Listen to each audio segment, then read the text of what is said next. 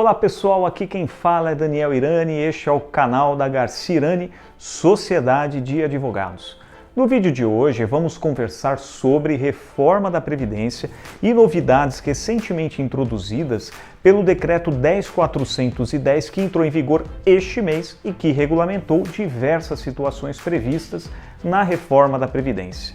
Mas antes da gente conversar sobre este assunto, aproveita a oportunidade para se inscrever no nosso canal e deixar aquele like no vídeo. Assim você fortalece esse trabalho que a gente vem desenvolvendo semanalmente. E não se esqueça de clicar no sininho de notificações para que você possa receber todos os alertas sobre nossos futuros materiais. Assim você não perde nenhum dos nossos vídeos e se mantém sempre muito bem informado. O vídeo de hoje, gente, é um vídeo bem informativo mesmo, com o objetivo de informar que no começo de julho entrou em vigor o Decreto 10.410 e este decreto ele veio regulamentar as alterações trazidas pela reforma da Previdência. Se você acompanha aqui o nosso canal, você já sabe que a reforma da Previdência ela entrou em vigor em novembro de 2019, mas agora, somente em julho de 2020, é que houve a regulamentação da reforma por meio desse decreto, o Decreto 10.410. E quais foram as novidades trazidas por essa nova regulamentação? Olha, uma das coisas mais interessantes que essa nova regulamentação ela trouxe foi a mudança da forma de contagem do tempo de contribuição dos segurados do INSS. Antes, o INSS contava o tempo de contribuição fazendo uma contagem dia a dia. Agora tudo está diferente. A contagem passa a ser considerada por mês cheio, não mais pelos dias trabalhados. E o que isso quer dizer na prática? Isso quer dizer que se eu, trabalhador, trabalhar 5 dias num determinado mês, para fins de contagem de tempo de contribuição, aquele mês será considerado como um mês cheio. Então perceba, eu trabalhei 5 dias no mês e o mês será considerado como mês cheio para fins de contagem do tempo de contribuição. Essa forma de contagem veio melhorar muito a situação do segurado do INSS. Foi uma alteração muito legal trazida pelo decreto. Mas não foi só essa alteração trazida pelo decreto, a gente tem diversas outras possibilidades ali dentro da sistemática que foi introduzida. Como, por exemplo, a inclusão como contribuinte individual de uma figura que está cada vez mais comum no dia a dia das grandes cidades, que é a figura do motorista de aplicativo, tá certo? Então, esse tipo de motorista, o motorista de aplicativo, hoje, segundo o decreto, ele é e deve ser um contribuinte individual, ele está expressamente previsto como sendo um contribuinte individual, um contribuinte obrigatório da Previdência Social. Sabe uma outra coisa muito interessante que o decreto trouxe para o mundo jurídico? Foi a extensão dos direitos previdenciários destinados aos trabalhadores domésticos. Agora, esse tipo de trabalhador, ele passa a ter direito a benefícios acidentários, como o chamado auxílio por incapacidade temporária, o antigo auxílio-doença e também como a aposentadoria por incapacidade permanente, que é a antiga aposentadoria por invalidez, tá certo? E vou falar de uma coisa agora que é bem interessante, você já deve ter ouvido falar, ou se não ouviu, vai ouvir falar agora, de uma figura chamada pensão maternidade. Pois é, o decreto veio e regulamentou essa espécie, que é tipo uma espécie de pensão por morte, devida em caso de óbito dos segurados que recebiam salário maternidade. Então perceba a situação da prática. A pessoa ela teve um filho, estava recebendo salário maternidade, era segurada do INSS, veio a falecer durante o recebimento do salário maternidade. O filho dessa pessoa ela terá direito de receber a chamada pensão maternidade, tá certo? É uma figura nova que surgiu a partir da regulamentação trazida aí por este decreto. O auxílio reclusão ele também mudou com o decreto, tá certo?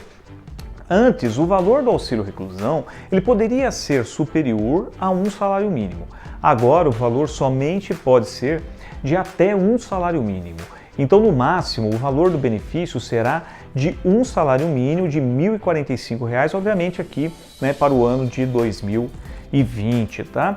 Além disso, o benefício ele será devido somente aos dependentes do segurado que está recolhido à prisão no regime fechado.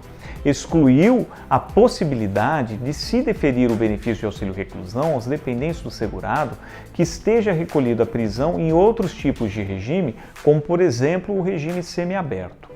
Com relação aos benefícios por incapacidade, o que o decreto trouxe de inovação, o que é bastante interessante, né, também é o fato de que o recebimento do benefício por incapacidade, ele seja um auxílio-doença, seja aposentadoria por invalidez, ele será considerado como tempo de contribuição se ele for intercalado entre contribuições. Então, na prática, o que acontece? A pessoa ela estava contribuindo para o INSS e se acidenta, passa a receber o auxílio-doença e ao final do período do auxílio-doença ela volta a contribuir para o INSS.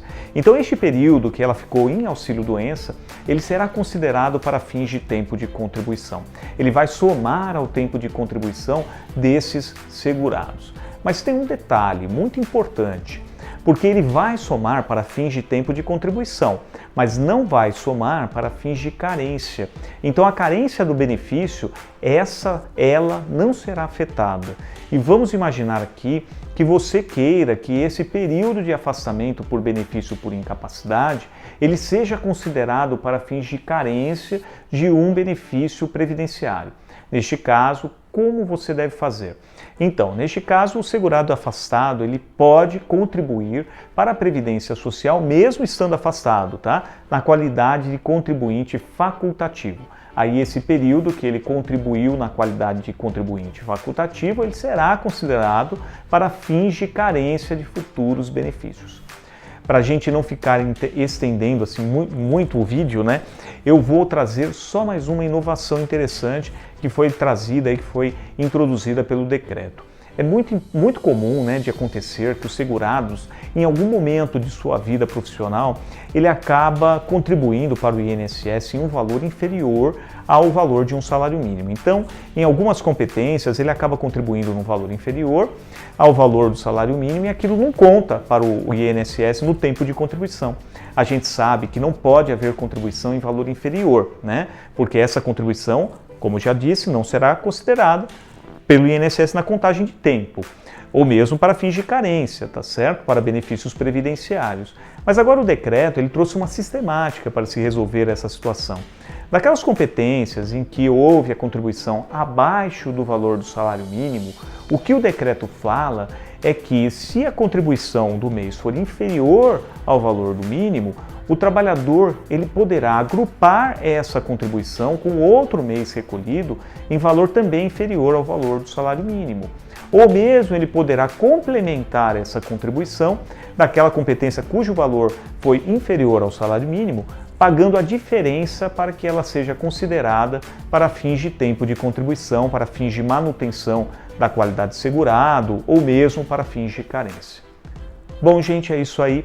Este é o vídeo de hoje. Espero que tenham gostado do nosso conteúdo. Obrigado por sua audiência. Lembrem-se de dar um like no vídeo, isso é muito importante para que o algoritmo do YouTube entenda que você está apreciando o conteúdo do nosso canal. E compartilhe também o vídeo com os seus amigos através das redes sociais. Aproveita e me segue por lá também, para você ficar por dentro de todas as novidades.